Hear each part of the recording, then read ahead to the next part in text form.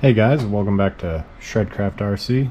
I'm Cam, and today we're checking out both of the RDX setups. Here we have the indoor car, and I'll talk about some of the changes I've made to that. And then we have the outdoor car, and you can see its tires are significantly more beat than this. This car runs on polished concrete, and so it's a lot lower than, say, the outside car. Has a lot more suspension travel. So what I've done to the indoor car since the last time you guys saw it was move the ESC to the center, or just in front of the motor over the battery here. And I was playing around with different springs, but I ended up going back to the stock spring because it's what really felt best on track to me. And then the control arms in the rear, camber arms, they are in the stock position. It's what's felt best to me on polished concrete. So that's about all that I've changed. The hubs are still the same and they are flipped. There is no KPI in these hubs, and I heard or saw some comments about that. These hubs have a totally vertical mounting position. All I did was flip them from side to side, and that's it.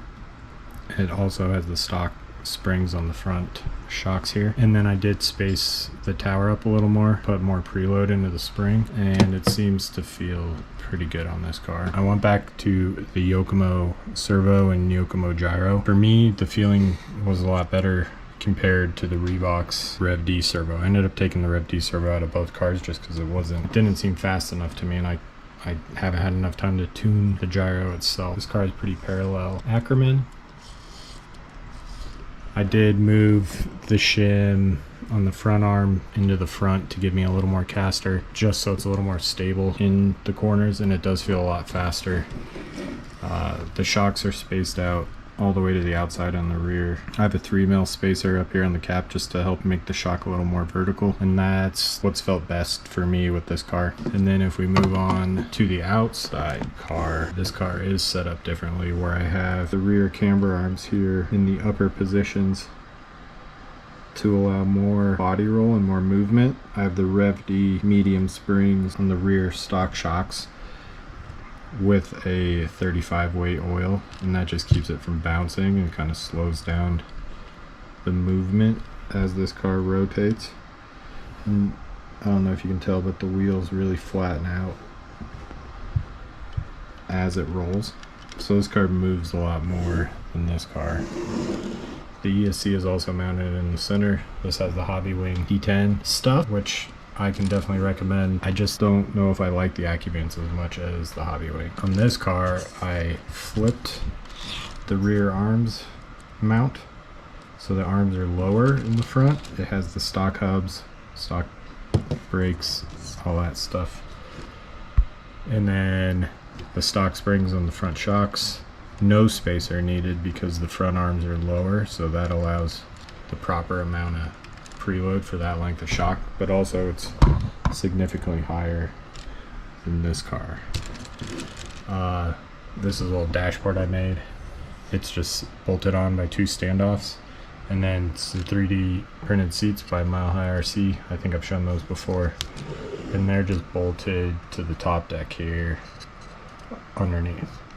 So no fancy mount or anything, they're just bolted to the chassis. This is just bolted on these 2 standoffs up here. The next addition for this is what I'm trying to figure out is how to mount this motor, and then possibly cut the hood off a body and then have this mounted here kind of sticking out, or do a forged carbon hood. Haven't decided yet. That's kind of the key differences of these 2 cars, and if I put them back to back, you can see how much lower this car is to this car. This car moves a lot, and this car is pretty solid. Take a look at the front ends. The geometries are pretty much the same. The stock car has all the stock turn arm, or instead of turnbuckles, it has the plastic arms, so it's a fixed length, where this car has turnbuckles so I can adjust the toe. One thing people always say about your toe is, I think they get it confused with Ackerman. And your Ackerman's the rate at which these 2 wheels move and sweep across their turning radius. and your toe will affect that because of how far out or in or straight your wheel wants to be. All your accrement is the rate, and the difference at these two wheels rotate from each other.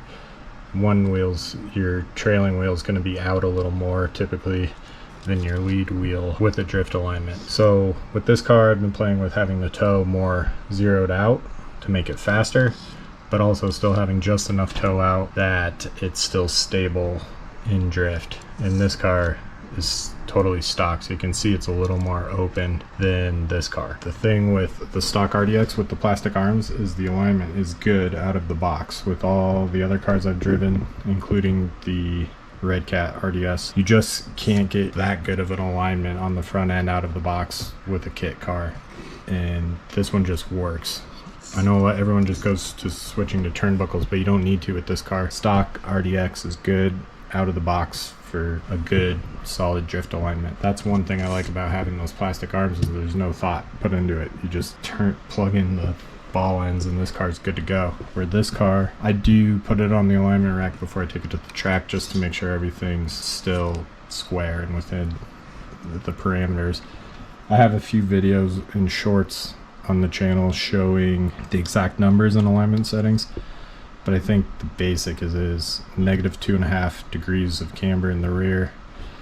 I have -10.5 degrees of camber in the front with -2.5 degree, or sorry, +2.5 degrees of toe out on each wheel.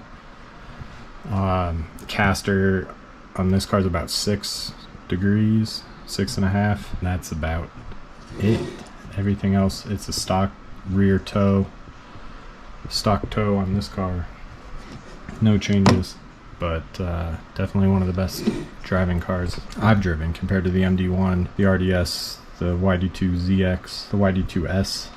This is far superior in my mind. I see a lot of people like over tuning their cars and then they don't get used to one setup or the other, so they aren't competent driving the car back to back because they're constantly changing things, so you don't have a grasp on how it feels compared to having one solid setup and then driving it back to back to back to back. So it's been fun going between these two cars because driving outside is completely different compared to driving on polished concrete. So both these cars are set up for what they're intended to do, and they're both the same chassis, same everything, minus turnbuckles and a different alignment. So that's kind of where these two are at now, and I'll put some clips in of this car driving at scale, and I might have some clips of this car driving outside. But yeah, just want to say thanks for checking out this little update video. Thanks to all the new subscribers. Make sure you check out all the shorts I have. It's usually weekly or bi-weekly uploads with RC drift content down at Scale Science. So thanks for watching, and I'll catch you guys on the next one. See ya.